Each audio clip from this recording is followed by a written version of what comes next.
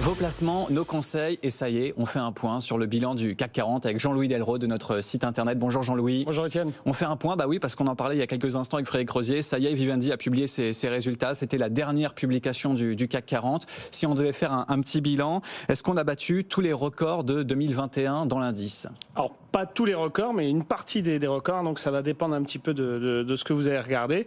Comme chaque année, on met de côté Alstom et Pernod Ricard, vous savez, qui publient avec un certain décalage.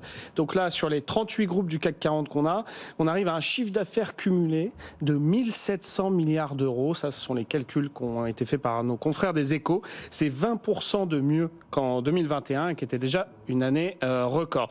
Alors vous allez me dire, avec l'inflation, hein, c'est assez logique, les prix montent et donc les revenus, mais est-ce que les bénéfices suivent?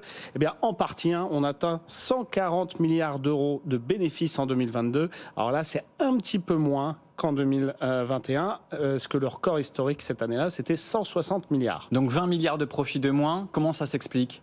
Alors d'un point de vue comptable, hein, c'est vrai que si on regarde 2022 par rapport à 2021, il y a une nette baisse. Mais il faut prendre un petit peu de recul avec plusieurs éléments. Premièrement, c'est la deuxième meilleure année depuis au moins 2006. On n'a pas remonté avant, mais et c'est sans doute même la deuxième meilleure année de l'histoire de l'indice.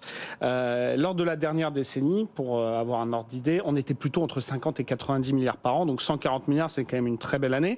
Deuxièmement, le résultat net, c'est toujours un indicateur, un chiffre à regarder avec des pincettes. Vous savez que c'est la fin du compte de résultat, et donc il peut beaucoup varier à cause de certains éléments, comme par exemple des dépréciations d'actifs ou des amortissements. Autrement dit, sans qu'il y ait vraiment de différence de profitabilité réelle pour l'entreprise ou de cash encaissé. Troisièmement, il y a des éléments exceptionnel. En 2021, Vivendi avait affiché un bénéfice de près de 25 milliards d'euros à lui tout seul, mais c'était lié à la cession de sa pépite Universal Music Group, on s'en souvient. Donc hors Vivendi, finalement, le CAC 40 fait mieux en 2022 qu'en 2021.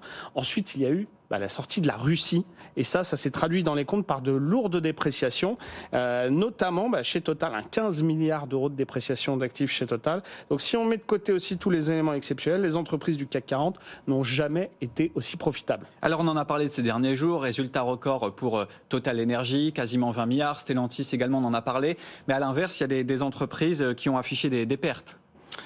Oui, alors il y en a trois. C'est Vivendi aujourd'hui, Safran et Renault. Renault, ça fait des années que ça va pas très bien. Safran, c'est si on regarde le résultat ajusté est positif, mais si on regarde le résultat consolidé, il est dans le rouge. Et donc Vivendi, qui après la vente d'Universal Music Group, c'est un petit peu plus compliqué. Et puis ils sont en pleine restructuration avec Lagardère, etc. Donc c'est un peu plus compliqué. Et donc comme vous l'avez dit juste avant, si on regarde inversement ceux qui font les plus gros records, donc c'est Total, 19 milliards d'euros de profit. Là, l'explication est assez simple, c'est la crise de l'énergie, donc les prix du pétrole et du gaz qui ont explosé. On a ensuite Stellantis, 17 milliards. Le groupe arrive quand même à faire gonfler ses bénéfices en vendant moins de voitures, c'est quand même un exploit. Donc ça veut dire que la marge sur chaque véhicule, elle augmente, elle a explosé l'année dernière. Et sur la troisième marge du podium, on a aussi un habitué, c'est LVMH, bien évidemment, avec 14 milliards d'euros de bénéfices l'an passé. C'est simple, le leader mondial du luxe, il impressionne trimestre après trimestre. Il y a la locomotive Louis Vuitton qui ne faiblit jamais. C'est toujours assez impressionnant à observer. Alors il nous reste 1 minute pour parler de la réaction en bourse.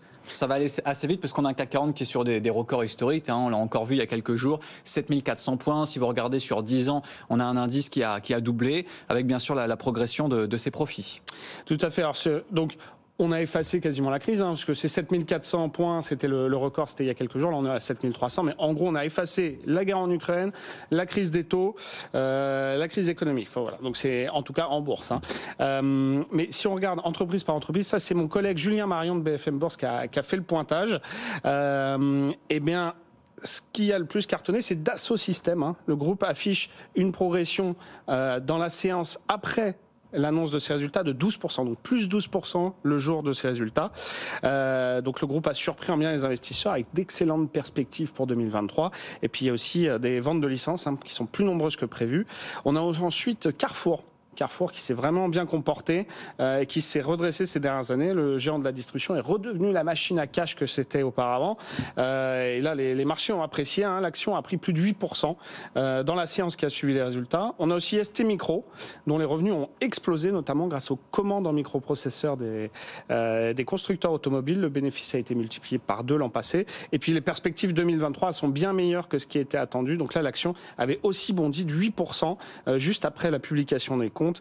Et si on doit résumer, c'est quand il y a de bonnes surprises que la bourse a tendance à s'emballer.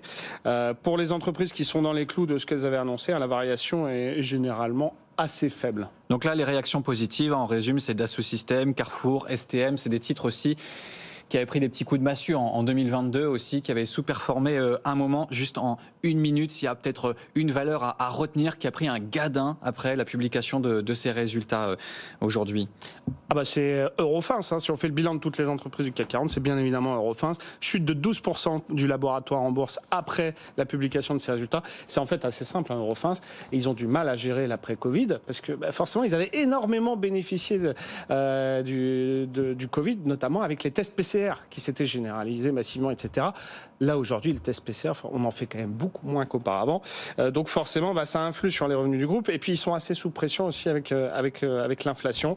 Et si on fait un bilan global, en tout cas, il n'y a pas tant de groupes que ça, finalement, qui ont déçu, puisque, en fait, les 3/4 des résultats ont été bien accueillis en bourse avec plutôt un gain.